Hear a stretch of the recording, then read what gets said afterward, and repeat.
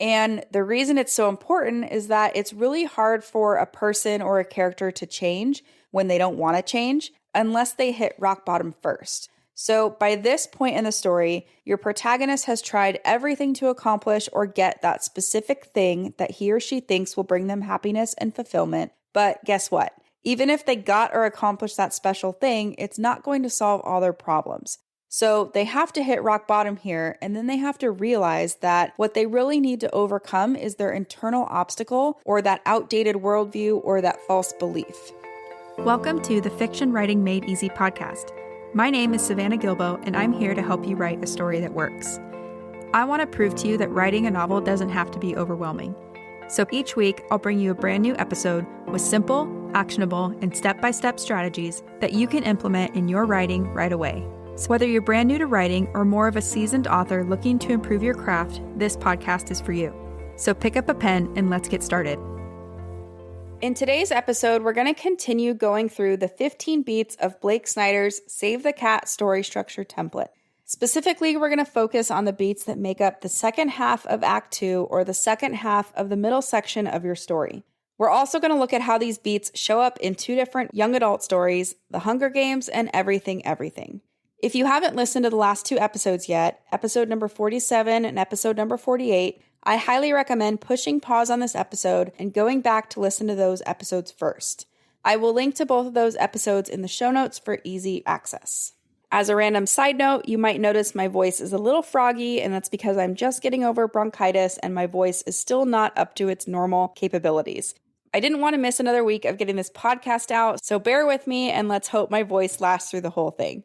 As a quick recap of what we talked about in the last episode, this middle section is all about your protagonist learning and growing as they face the external obstacles or opportunities that the plot of your story throws their way. And like we talked about in episode number 48, they're usually going about everything the wrong way here too. Now, the last beat that we went over in episode number 48 was the midpoint. And remember, this is either going to be a false victory for your protagonist or a false defeat. So it's either been an upward, seemingly successful path in Act 2 so far, or it's been a big old bummer of a downward path. Now, in the back half of Act 2, after the midpoint, this is where we're going to see your protagonist change their tactics to either try, get, or accomplish that external story goal that they've been going after. But ultimately in this section, your character is going to reach the worst moment of the story yet, or that all is lost moment. And we'll see how this plays out in both of our case studies too, because if you remember from the last episode, The Hunger Games had a false defeat midpoint and Everything had a false victory midpoint. So it's going to be fun to see the shape that each story takes in the back half of Act 2.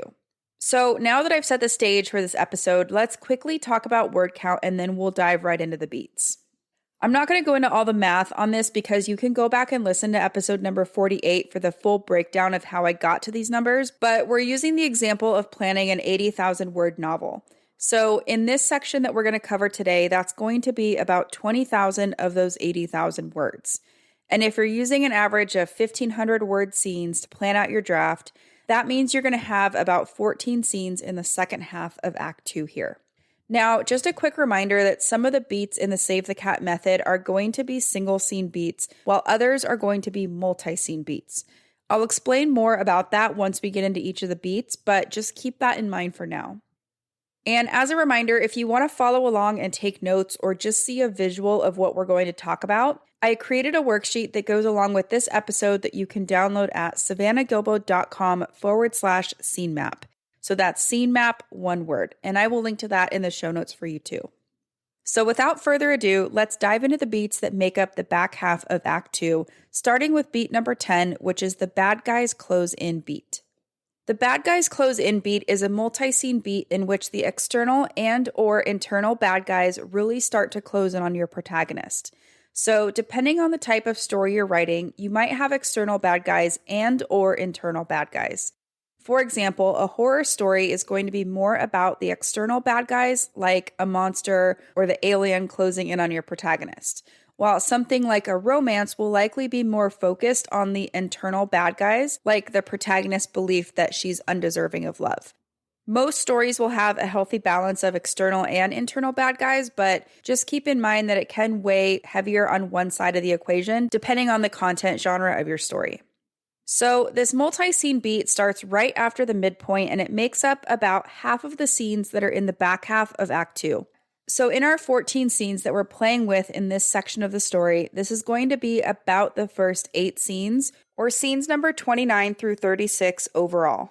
After the midpoint happens, and after the protagonist realizes that he or she needs to change their tactics in order to get, achieve, or accomplish whatever it is that they want, it's time to implement their new plan.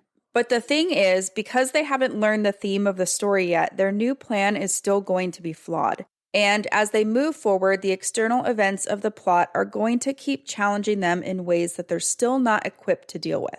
So this is the section where the consequences of all their flawed plans and decisions that they've made or executed up until this point are going to start to catch up with them. Now, one really cool thing here is that you can use your midpoint moment to inform your bad guy's close-in beat. So if the midpoint of your story was a false victory, then this section is going to be a downward path where things get worse and worse for the protagonist. If the midpoint was a false defeat, then this section is going to be an upward path where things seem to get better and better for the protagonist. But that being said, either way you go here, the protagonist still needs to deal with their internal obstacle or that false belief or wound that's holding them back. So even if it appears to be an upward path, it's not going to be all sunshine and rainbows. They still need to have that inner obstacle or wound or that false belief to deal with as they navigate the plot. So as an example, let's take a look at our 2 case studies. In the Hunger Games, we had a false defeat midpoint. So here we have an upward path where things seem to get better and better. Even though Katniss is still dealing with the external bad guys of the Capitol and the other tributes, things are starting to look up for her. She has some wins, right? She forms an alliance with Rue, and together they blow up the supplies that the career tributes are hoarding around the cornucopia. And during their mission, Katniss learns some critical information that the career tributes shot Peeta and left him for dead somewhere in the arena. So objectively, this means one less person for Katniss to kill, but subjectively, it kind of reminds Katniss that she owes Peeta for saving her life. So it's an upward path, but it's not all sunshine and rainbows. In Everything, we had a false victory midpoint, so this is more of a downward path where things seem to get worse and worse for Maddie. First, Maddie's mom finds Ollie's rubber band bracelet inside their house, which leaves no doubt in her mind that Ollie has been inside their house before. This also confirms to Maddie's mom that Maddie's been lying to her about the boy next door the whole time. So because of all this, Maddie's mom takes away her internet privileges and fires Carla. When school starts again, Maddie sees Ollie less and less, and one day she sees him come home with another girl. This is just his lab partner, but Maddie doesn't know that yet. And this is quite a bit of a bummer for Maddie because she realizes that she's never going to be able to compete with a quote-unquote normal girl. And to top this all off, Maddie sees another fight between Ollie and his father, which prompts Maddie to buy 2 plane tickets to Hawaii so that they can run away together and be happily away from everything that's trying to keep them apart. So essentially, Maddie forms this belief or this idea that she can only be happy if Ollie is in her life. So that's how this beat shows up in our 2 case studies. Now, you might be wondering, how am I supposed to fill up these 8 scenes that make up the bad guy's close-in beat? And my advice is to look back at your midpoint and to keep your character's overarching story goal in mind. So up until now, they've been trying to accomplish that specific external goal, but they've been failing. And then the midpoint occurs and it injects some kind of new information or new circumstance into the plot. So now what? How will your protagonist try to accomplish or get that main story goal with the new added information or circumstances? And then as you write each scene, I want you to ask yourself, what would my character do next based on what happened in this current scene I'm writing and based on how they feel about what just happened in the scene? So based on what just happened and based on how they feel about it, what's their plan? And again, you can learn more about writing scenes in episode number 40, which I will link to in the show notes for easy access. As I mentioned earlier, your story is going to lean one way or the other on the external versus internal bad guy spectrum.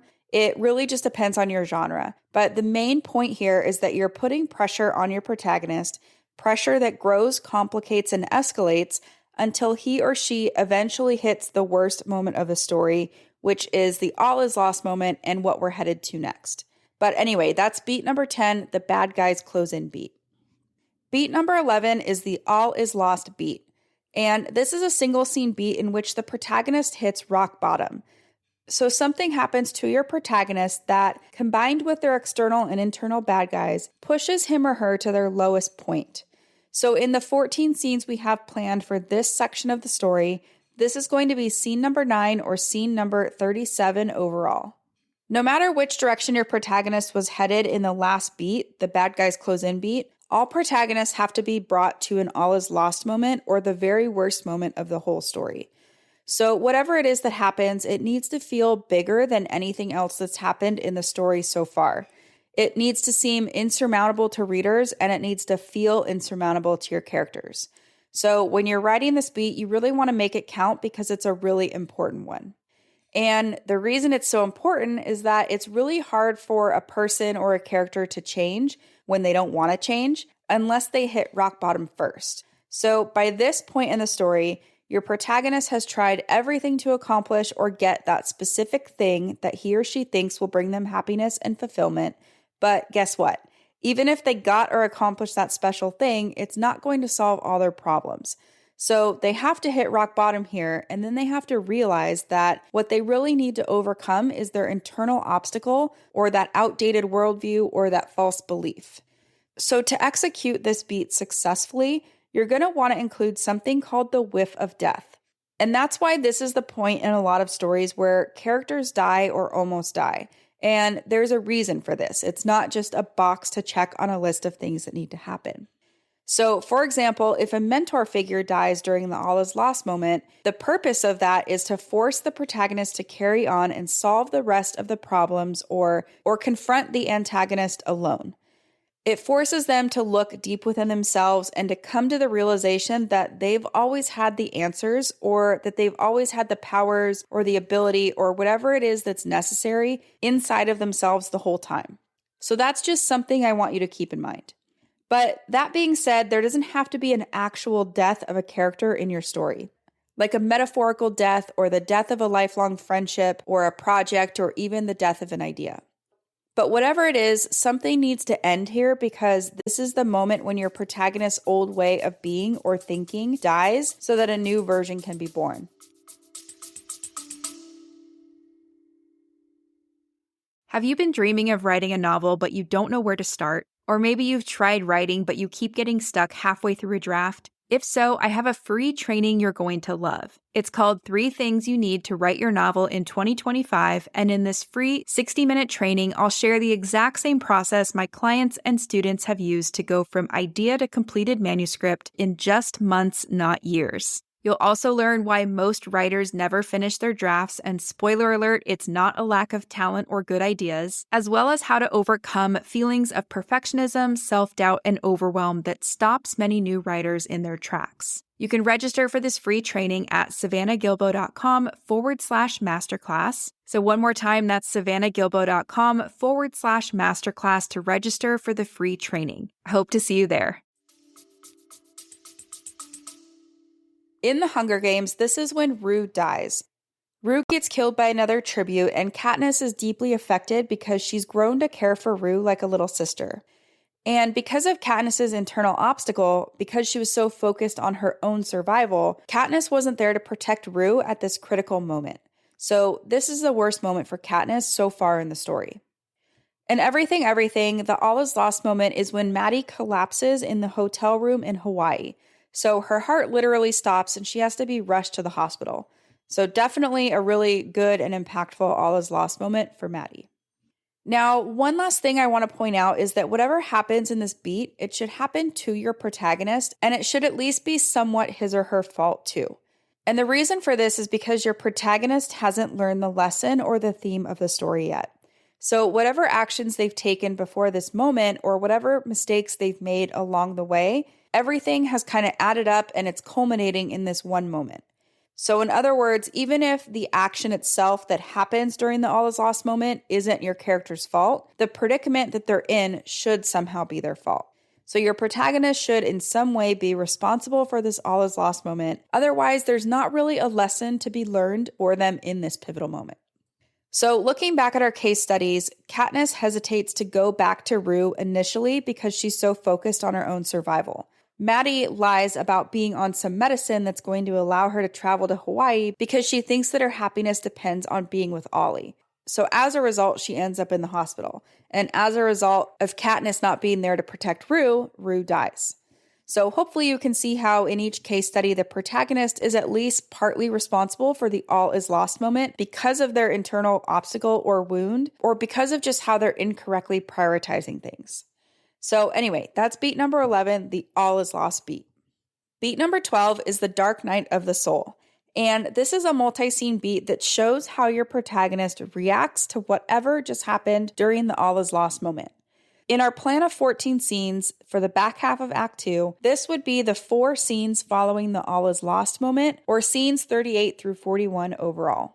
So just like the debate section that we went over back in Act 1, this is a similar beat where the protagonist thinks about what just happened and maybe even wallows a little bit. Your protagonist's specific reaction will really depend on what kind of person they are. Some characters are going to wallow while others might do something completely different. So you'll just want to consider who your protagonist is and how he or she reacts to bad news and the bad events of life before writing this section. Now, one thing I do want to mention here is that just because you're going to have several scenes that show how your protagonist is dealing with this defeat or with whatever happened during the all is lost moment, it's not just your protagonist sitting around feeling sorry for themselves, because that would be boring.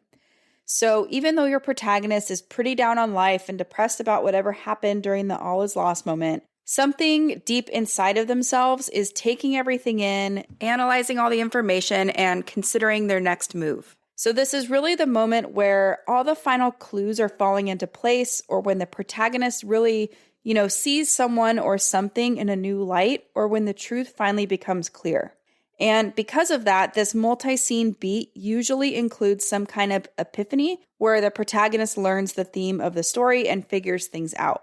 So they really have to face the truth in this beat. I mean, they've gone about things the wrong way, they've made some mistakes, and now they have to realize that the only way forward involves internalizing the story's theme and leaving their internal obstacles in the past.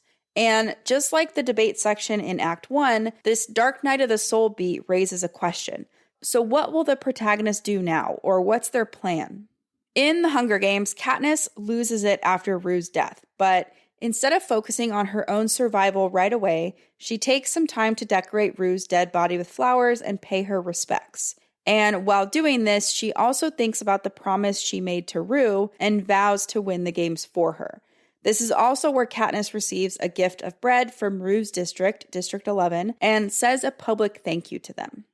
So through her actions, you can really see that she's not just about looking out for number one anymore, or she's just not 100% focused on her own survival in this moment.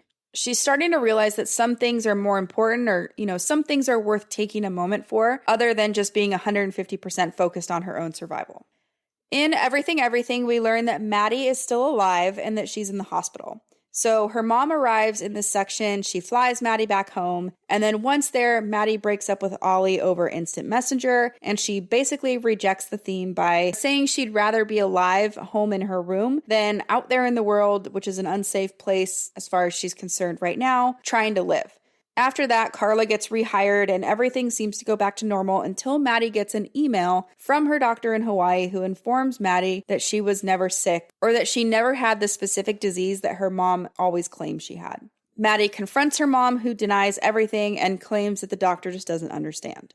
So it's during this beat that Maddie has a big epiphany, because she shares all of this with Carla, and Carla admits that she's always had some doubts about Maddie's mom's mental and emotional stability after Maddie's father and brother passed away. So that's Maddie's Dark Night of the Soul moment. And on that note, I should mention that in some stories, this beat is where the protagonist moves back to the familiar world in order to recalibrate and move forward.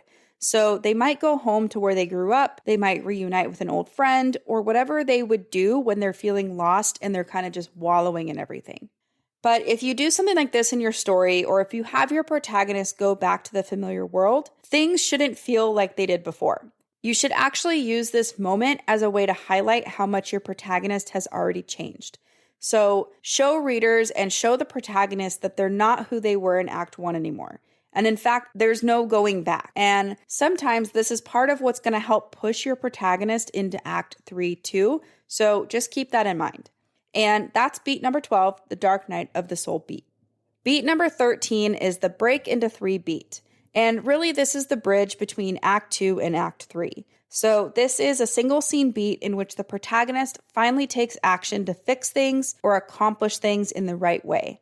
So because of everything your character has gone through in the story, and because of the dark night of the soul they just went through, he or she finally knows how to fix everything, including themselves. And of our 14 scenes that make up this section of the story, this break into 3 beat is the very last scene in Act 2, so it's going to be scene number 14 or scene number 42 overall. Up until this point, or throughout the whole middle of the story, the protagonist has gone after what they wanted or what they thought would bring them happiness or fulfillment, and they've avoided learning the lesson of the story. So they've been going after what they wanted instead of what they really needed. And because of that, things have just gotten really messy. And in the last beat, the Dark Night of the Soul, they've kind of had, maybe an epiphany, a big realization, whatever it is, they know how to fix it now. So this beat, the break into 3 beat, is all about facing and acting on the truth.